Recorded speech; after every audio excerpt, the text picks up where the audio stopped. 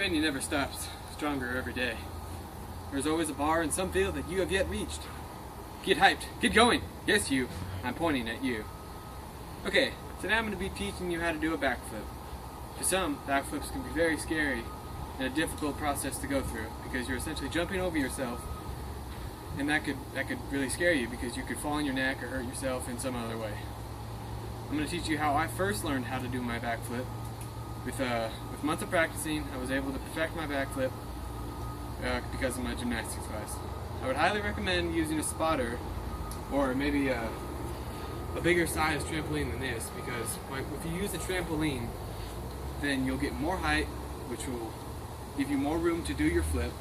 And if you do it on a trampoline first, you can have more confidence because you're not going to get hurt as much if you land on a bouncy surface.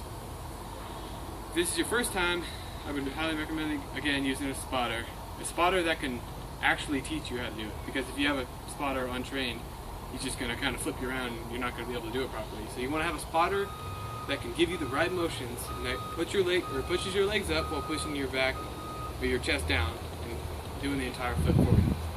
With help or a little help. I won't be using a spotter today because I've been practicing these for about 3 months, so I pretty much got the hang of it. Learning a backflip is an amazing skill to possess because who isn't impressed with a guy who can just do a backflip out of nowhere? And guys out there, it's a great way to seal the deal with that special guest of yours. Okay, there are 4 steps that I will be teaching you to get a better backflip, or learn a backflip. Step 1 would be to stretch. Step 2 would be the fly backwards roll. Step 3 would be the backwards drop, or the back drop. I'll be showing you these later. And step 4 would be the motions of the backflip, just like the entire thing. Okay, we're going to start out with step 1. I like to have comfortable clothes, so I'm all loose, so I'm not wearing maybe skinny jeans or so, because it'll just tighten my legs up and I'll feel constricted and I won't be able to kick my knees higher to my chest and I won't be able to do the full rotation. Just dress whatever you're comfortable with. And sweatpants aren't a bad idea. I mean, they're not as open as shorts, but they'll do fine. Okay, for my stretches, I like to start out with doing side splits. Doing side splits really stretches out my leg muscles, my inner thigh, my hamstrings, my quads, and doing both sides can help because it stretches getting more because you're leaning on one leg more than the other. And doing the front splits can help your hip flexors, which are right here, your calves, which are down here, your quads, and your hips, of course. Okay, step 2 would be the fly backwards roll. This can help you get the motion down of the backflip because it'll also get you over the fear of doing your backflip, because a lot of people are still scared of doing a backflip. Okay, I'm going to show you how not to do a fly backwards roll. Okay. What I just showed you right there was just a regular backwards roll. For the fly backwards roll, you want to get a little bit of air when you first start out, because this emulates the motion of the backflip. Okay, I'm going to show you the proper technique of a fly backwards roll. Be sure to put your neck within your chest, because this shouldn't hurt your neck at all, because you're falling on the back of your neck, okay? And it'll feel a lot better than just falling on the back of your head, or it just makes it a lot easier. Step 3 would be the back drop. This is the beginning motion of the backflip.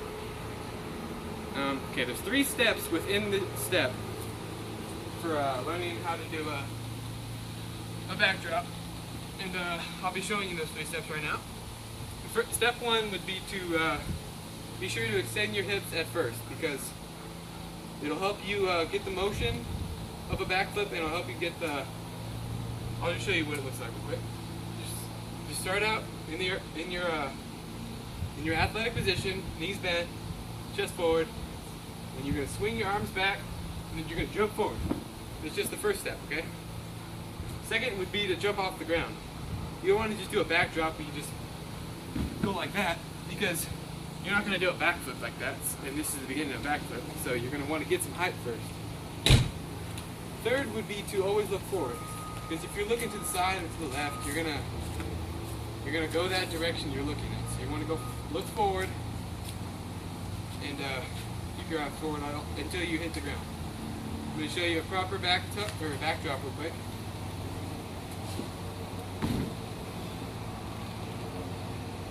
Okay. Step 4 would be the motions of the backflip.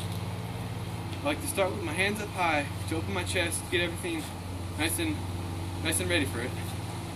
I like to stand on my tippy toes. I don't know, just that's how I usually start out. And then I drop my arms in this kind of motion, and I bend my knees. And I'm still within a good distance between my feet. I don't want to step out too hot or too wide, because I won't be able to jump high enough, and I don't want it too close because I won't have any power when I bend my knees, and they'll go out, and you don't want them to do that. So we're going to start out in a pretty good athletic position with our arms back.